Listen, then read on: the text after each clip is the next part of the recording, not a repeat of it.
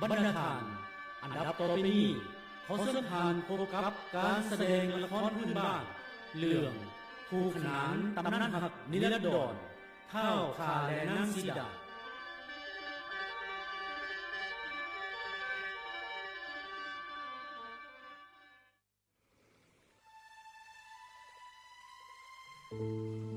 บริเวณต้นแต่สุดเขตเมืองโขงแขวงจำปาสักสาธารณรัฐประชาธิปไตยประชาชนลาวเป็นดินแดนที่อุดมสมบูรณ์ด้วยธรรมชาติมีหมู่เกาะดอนน้อยใหญ่ก่อกายยังใหญ่ไปทั่วท้องสายน้ำของอันกว้างใหญ่ที่เปรียบเสมือนทะเลแห่งจินตนาการจนถึงขนาดนามว่าเขตมหานาที4,000 ดอกอยู่บนดินแดนที่มหัศจรรย์แห่งนี้ยังมีหลายเรื่องราวที่เป็นปริศนาซ่อนไว้ให้ผู้คนได้ศึกษาค้นคว้าเส้นนิทานพื้นบ้านเรื่องคู่ขนานตำนานหักส่วนนิรันดรของเท่าขาและนางสีดาเป็นนิทานพื้นบ้านของชาวเมืองโขง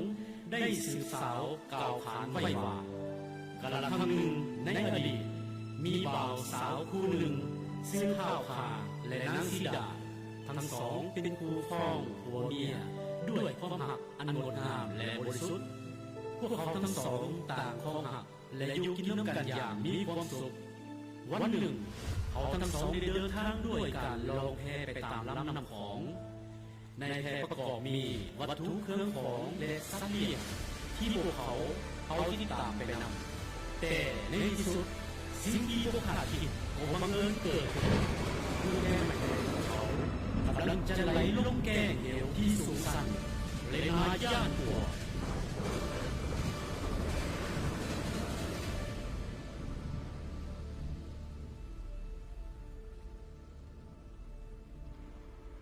แห่ไหลลงหมอแกงแปวปองเหวสันไก่สัญญาณว่นเตือนว่าโจดแพ่สาทรเป็ดก็ว่นเว้าให้เศร้าพายว่าก่อนนกยุ่งหัดกาวห้องแปวกองปองกลางยิงลำนำฝาดฝุ่งกระเด็นทรงตูนตกเท่ทางวนเวียนวัดทางแพ่ลงคอยแพ่ถูกจมกระจายอิ่งลงเหวหมามุนชีวิตสูญสาสิ้นจมน้ำแม่ของทั้งมูแพ่หมอดเมียนลงเหือบเหวหินซุ่มมูซัดทั้งม้วนเราตายสูญเกียงถึงว่าซี่ว่าเสียงดวงวิญญาณกับเกิดอ้ายพาเกิดเป็นป่านางสีดาเกิดเป็นนกน้อยค่อยขาอ้ายอยู่ฝั่งของปลาคาลอยลองนำส้มสื่อสายคานกสีดาบินบนภูเพียงโมบางเล่นเป็นสัญญาข้ามันสังฆาบงเหเดียวอมตะกองเกี่ยวคู่หมันส่วนลันแค่แล้ว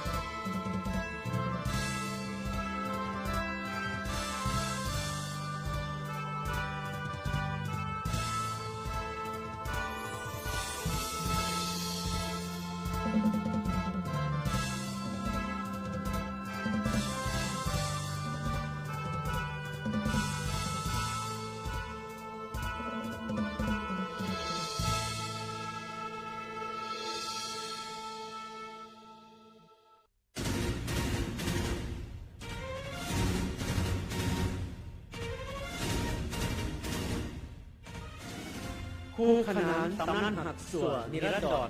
ตีความหมายจากที่ท่านพื้นบ้านสะท้อนให้เห็นความงดงามของน้ำใจที่บริสุทธิ์และมั่นคงของครูบาสาวจะอยู่ในศาสตร์ใดพบใดก็ยังมั่นคงยืนยงสัวนิรันดร